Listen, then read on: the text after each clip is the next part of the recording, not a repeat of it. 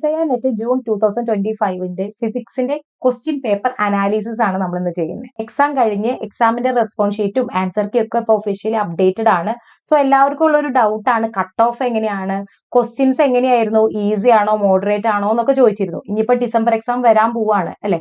അപ്പൊ അതിലേക്കുള്ള ഒരു പ്രിപ്പറേഷന് വേണ്ടിയിട്ട് നമുക്ക് ഈ അനാലിസിസ് ഒന്ന് യൂസ് ചെയ്യാം. നിങ്ങൾക്ക് കാണാൻ പറ്റും 9 സബ്ജക്റ്റ് ആണ് നമുക്കുള്ളത്. കണ്ടോ, quantum mechanics, mathematical physics, EMT and optics, thermodynamics and statistical mechanics, classical mechanics, electronics, nuclear physics, solid state physics, atomic and molecular physics.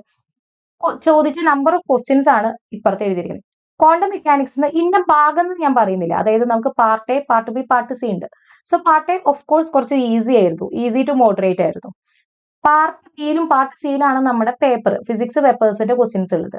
So quantum mechanics ആവുമ്പോൾ അതിലെ നമ്പർ ഓഫ് ക്വസ്റ്റ്യൻസ് എത്രയാ വന്നിരുന്നതെന്ന് അറിയോ? 8 എണ്ണം. പാർട്ട് ബിയിലും part സിയിലും കൂടിയിട്ട് 8 questions ആ വന്നത്. അത് കുറച്ചുകൂടി കമ്പാരിറ്റീവ്ലി ഈസി ആയിരുന്നു. കാരണം എന്തുകൊണ്ടാ വെച്ചാൽ കുറെ പ്രീവിയസ് ഇയേഴ്സിൽ വന്ന അതേ ക്വസ്റ്റ്യൻസ് തന്നെ കാണാൻ പറ്റിയിരുന്നു. മിക്ക ക്വസ്റ്റ്യൻസും പ്രീവിയസ് ഇയേഴ്സ് ചെയ്ത് പഠിച്ച ഒരാൾക്ക് ചെയ്യാവുന്ന രീതിയിലുള്ള ക്വസ്റ്റ്യൻസ് ആയിരുന്നു. അതുകൊണ്ടാണ് ഈസി എന്ന് പറയുന്നത്. മാത്തമാറ്റിക്കൽ ഫിസിക്സ് ആണെങ്കിലും 8 ക്വസ്റ്റ്യൻസ് ആയിരുന്നു. 8 ക്വസ്റ്റ്യൻസ് മോഡറേറ്റ് ആയിരുന്നു. ഈസി എന്ന് പറയുന്നില്ല, മോഡറേറ്റ്. അതും പ്രീവിയസ് ഇയേഴ്സ് എന്ന് വന്നിട്ടുണ്ടായിരുന്നു ഒരു 4 എണ്ണമൊക്കെ. സെയിം പാറ്റേൺ, അതേ ക്വസ്റ്റ്യൻ അല്ല, അതേ ക്വസ്റ്റ്യൻ വന്നിട്ടുണ്ട്. ക്വാണ്ടം മെക്കാനിക്സിലൊക്കെ സെയിം ക്വസ്റ്റ്യൻ ചോദിച്ചിട്ടുണ്ട്. പക്ഷെ ഇവിടെ സെയിം അല്ല, കുറച്ച് മാറ്റങ്ങൾ വരുത്തിയിട്ടാണ് ചോദിച്ചിരിക്കുന്നത്. പിന്നെ ഈ ഒപ്റ്റിക്സ് നമ്മൾ സാധാരണ ഇലക്ട്രോ മാഗ്നറ്റിക് തിയറി എന്ന് മാത്രം, അല്ലെങ്കിൽ ഇലക്ട്രോ ഡൈനാമിക്സ് എന്ന് മാത്രമാണ് പറയാം. പക്ഷെ ഇപ്രാവശ്യം ഒപ്റ്റിക്സ് എന്നും കൂടി ക്വസ്റ്റ്യൻസ് ഉണ്ടായിരുന്നു. അതുകൊണ്ടാണ് EMT പ്ലസ് ഒപ്റ്റിക്സ്. കാരണം EMT വരുന്ന ഒരു ഭാഗമാണ് ഒപ്റ്റിക്സ്. അതും 8+3, അതായത് 8 ക്വസ്റ്റ്യൻസ് EMT എന്നും ഒപ്റ്റിക്സ് 3 ക്വസ്റ്റ്യൻസും. സോ അതെന്താണ്, ഈസി ടു മോഡറേറ്റ് ആയിരുന്നു. അതായത് ഇതേപോലെ തന്നെ പ്രീവിയസ് ഇയേഴ്സിന്റെ അതേ സിമിലാരിറ്റി തോന്നുന്ന ക്വസ്റ്റ്യൻസ് ആയിരുന്നു കേട്ടോ. അടുത്തത് thermodynamics and statistical mechanics. 7 questions ആ വന്നിരുന്നത്. മോഡറേറ്റ് ആയിരുന്നു. അതായത് ഈസി എന്ന് പറയാൻ പറ്റില്ല, എന്നാൽ ടഫ് എന്ന് പറയാനും പറ്റില്ല.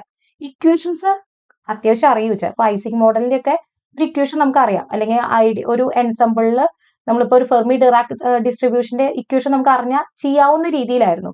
പക്ഷെ അത് മനസ്സിലാക്കി എടുക്കലായിരുന്നു ഒരു ടാസ്ക്. അതുകൊണ്ടാണ് മോഡറേറ്റ് എന്ന് പറയുന്നത്. എന്നാൽ അത്രയും ആലോചിക്കേണ്ടതുമില്ല. സോ അതുകൊണ്ടാണ് മോഡറേറ്റ് എന്നുള്ള രീതിയിൽ കേട്ടോ. ക്ലാസിക്കൽ മെക്കാനിക്സ് 7 ക്വസ്റ്റ്യൻസ് ഉണ്ടായിരുന്നു. 7ഉം ടഫ് ആയിരുന്നു. കാരണം എന്താ വെച്ചാൽ 7 എണ്ണത്തിൽ എന്താ വെച്ചാൽ പാർട്ട് സിയിലുള്ള ക്വസ്റ്റ്യൻസ് ഒന്നും കൂടി ടഫായിട്ട് തോന്നി. കാരണം സ്കാറ്ററിങ്ങിന്റെ ഭാഗത്തു നിന്നൊക്കെ വരുമ്പോൾ കുറച്ച് ടഫ്നെസ് ആയിട്ട് ഉണ്ടായിരുന്നു. അതുപോലെ ഇലക്ട്രോണിക്സ് 5 ക്വസ്റ്റ്യൻസ് ആയിരുന്നു ഉണ്ടായിരുന്നത്. അത് 2ലും ഉണ്ടായിരുന്നു കേട്ടോ, പാർട്ട് എയിലും പാർട്ട് ബിയിലും. സോ അത് ഈസി ഉണ്ടായിരുന്നു, ടഫ് ഉണ്ടായിരുന്നു.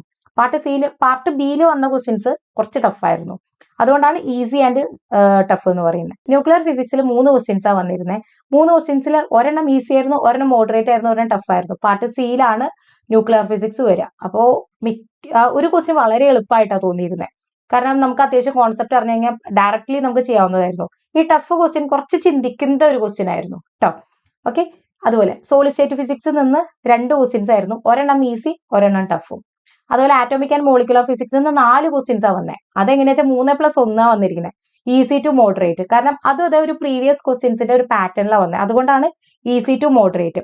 ഇപ്പൊ സോളിഡ് സ്റ്റേറ്റ് ഫിസിക്സിൽ എന്താ വെച്ചാൽ ടഫ്നെസ് എന്ന് പറയുന്നത് എന്തുകൊണ്ടാ വെച്ചാൽ നമുക്ക് ആ കോൺസെപ്റ്റ് ബിൽഡ് ചെയ്ത് വരേണ്ടതിന്റെ ഒരു പ്രത്യേകത. കാരണം ആ ക്വസ്റ്റ്യൻ നിന്ന് എന്താണ് എന്നുള്ളത് മനസ്സിലാക്കുക. ഇപ്പൊ ഒരു 5-6 ടോപ്പിക് നമ്മൾ സോളിഡ് സ്റ്റേറ്റിൽ പഠിക്കുന്നുണ്ട്, കണ്ടൻസ്ഡ് മാറ്റർ എന്ന് പറഞ്ഞിട്ട്. ഈ കണ്ടൻസ്ഡ് മാറ്ററിന് ഏത് ടോപ്പിക് നമുക്ക് കാണുമ്പോൾ അത് ന്യൂക്ലിയർ ആണോ ഇനി ആറ്റോമിക് ആണോ അങ്ങനെ തോന്നിക്കുന്ന രീതിയിൽ ആ ക്വസ്റ്റ്യന്റെ സ്ട്രക്ചർ. പക്ഷെ സംഭവം കണ്ടൻസ്ഡ് മാറ്ററിലായിരുന്നു. പക്ഷെ കാണുമ്പോൾ നമുക്ക് ആകെ ഒരു കൺഫ്യൂസ്ഡ് ആയിട്ടായിരുന്നു. ഒരു ഫോൺ ഓൺ വൈബ്രേഷന്റെ ഒക്കെ രീതിയിൽ ചോദിക്കുന്ന സമയത്ത് കുറച്ച് കൺഫ്യൂസ്ഡ് ആയിട്ടുള്ള ഒരു ക്വസ്റ്റ്യൻ ആയിരുന്നു. അതുകൊണ്ടാണ് ടഫ് എന്നുള്ള രീതിയിൽ ഇട്ടത് കേട്ടോ.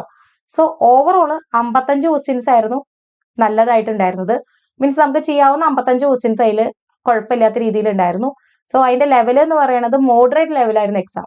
അപ്പോൾ എക്സാം മോഡറേറ്റ് ലെവല്, ടഫ് അല്ല, ഈസിയും അല്ല, മോഡറേറ്റ്. അതായത് ഒരു കണ്ണടച്ചിട്ട് ഒരു 60 മാർക്കൊക്കെ എന്തായാലും വാങ്ങാൻ പറ്റും. കാരണം ക്വാണ്ടം മെക്കാനിക്സ് ഈസി ആയതുകൊണ്ട് ക്വാണ്ടം മെക്കാനിക്സ് നിന്നും വാങ്ങാൻ പറ്റും. നമുക്ക് അതുപോലെ തന്നെ ഏറ്റവും എളുപ്പമായിട്ട് ഞാൻ പറയട്ടെ, ആറ്റോമിക് ഫിസിക്സ് ഇല്ലേ, ആറ്റോമിക് ഫിസിക്സിൽ അത്യാവശ്യം മാർക്കൊക്കെ സ്കോർ ചെയ്യാം.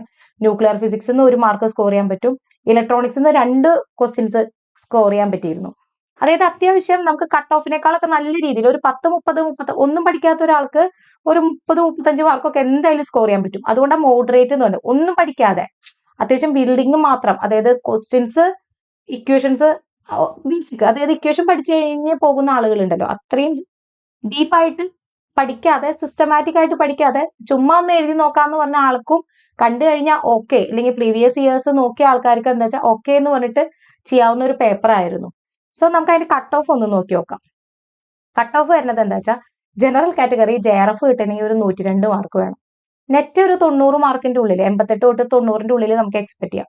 പക്ഷെ JRFന് നല്ല രീതിയിൽ കട്ട് ഓഫ് വരില്ല. ഓക്കെ, പിന്നെ അതിൽ കാറ്റഗറി ഉണ്ടല്ലോ മൂന്നാമത്തത്. അപ്പൊ മൂന്നാമത്തത് നിങ്ങൾ ആലോചിച്ചാൽ മതി, ഒരു 63 മാർക്ക് മുതൽ നിങ്ങൾ എക്സ്പെക്ട് ചെയ്തോളൂ. 63 മാർക്ക് തൊട്ടിട്ട് നമ്മുടെ മൂന്നാമത്തെ കാറ്റഗറി, അതായത് PhD മാത്രം. ഓക്കെ, EWS ആണെങ്കിൽ 79 മുതൽ 82 വരെ, നെറ്റിന് കിട്ടണമെങ്കിൽ 72 മാർക്കിനും 73 മാർക്കിനും ഇടയ്ക്ക്. അതായത് നിങ്ങളൊന്ന് ആലോചിച്ച് നോക്കിയാൽ മതി, ഈ കട്ട് ഓഫ് SCയുടെ STയുടെ ഒക്കെ കട്ട് ഓഫുകൾ കാണുമ്പോൾ നിങ്ങളൊന്ന് ആലോചിച്ചാൽ മതി. എക്സാം അത്യാവശ്യം മോഡറേറ്റ് ആയതുകൊണ്ട് തന്നെ കട്ട് ഓഫ് നല്ല രീതിയിലേക്ക് കൂടിയിട്ടുണ്ട്. അപ്പോ ഈ കട്ട് ഓഫ് ആണ് എക്സ്പെക്ട് ചെയ്യുന്നത്. ഇതിന്റെ ഉള്ളിൽ ഇതന്നെ പ്രഡിക്ഷൻ ആണ് ഇത്. ഇതിന്റെ ഉള്ളിലായിരിക്കും വരിക. ചിലപ്പോ ഈ 97, 102 എന്നുള്ളതൊക്കെ ഒന്ന് വേണമെങ്കിൽ കുറയാട്ടോ. 92, 100 അതിന്റെ ഉള്ളിൽ ഒന്ന് അതിന്റെ റേഞ്ചിലായിരിക്കും. ഞാനൊരു അപ്രോക്സിമേഷൻ പറഞ്ഞു എന്ന് മാത്രം. സോ ഇതിന്റെ ഉള്ളിലായിരിക്കും നമ്മുടെ കട്ട് ഓഫ്. അപ്പൊ ഈ കട്ട് ഓഫ് കാണുമ്പോൾ എന്താ തോന്നുന്നതെന്ന് അറിയോ? എക്സാം ഇപ്പോ കുറച്ചും കൂടി നമുക്ക് ഫ്രണ്ട്ലി ആണ്. നമ്മൾ അത്യാവശ്യം പ്രീവിയസ് ഇയേഴ്സ് ഹാൻഡിൽ ചെയ്യാൻ പഠിച്ചു കഴിഞ്ഞാൽ, അല്ലെങ്കിൽ അതിനെ പറ്റിയിട്ട് ഒരു കോൺസെപ്റ്റ് ബിൽഡ് ചെയ്ത് കഴിഞ്ഞാണ്ടല്ലോ, പ്രീവിയസ് ഇയേഴ്സ് നന്നായി ചെയ്യുക. എന്നിട്ട് കോൺസെപ്റ്റ് ബിൽഡ് ചെയ്ത് കൊണ്ടുവന്നു കഴിഞ്ഞാൽ നമുക്ക് നല്ല രീതിയിൽ ക്രാക്ക് ചെയ്യാൻ പറ്റും. ഈ കട്ട് ഓഫ് കാണുമ്പോൾ അതാ തോന്നുന്നത്. കാരണം എക്സാം ഹോളിൽ പോകുമ്പോഴുള്ള ആ ടെൻഷൻ ഉണ്ടല്ലോ, അയ്യോ ടഫ് ആണല്ലോ എന്നുള്ളതില്ല.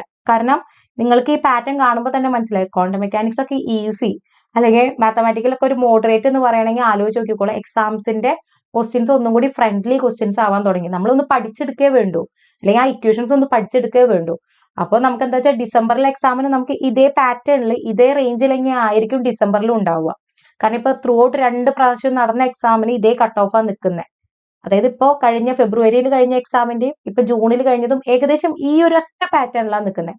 സോ നമുക്ക് ഡിസംബർ അതുപോലെ തന്നെ ഫോക്കസ് ചെയ്യാം. അപ്പൊ നിങ്ങൾ ഏകദേശം ഒരു ഐഡിയ വെക്കുക, ഇതിൽ ഏത് സബ്ജക്റ്റ് ആണ് നിങ്ങൾക്ക് ഫെമിലിയർ ആയിട്ടുള്ളത്, ഈസി ആയിട്ടുള്ളത്. അത് നിങ്ങൾ ഒന്നും കൂടി നല്ല രീതിയിൽ പ്രിപ്പയർ ചെയ്യാൻ നോക്കുക കേട്ടോ.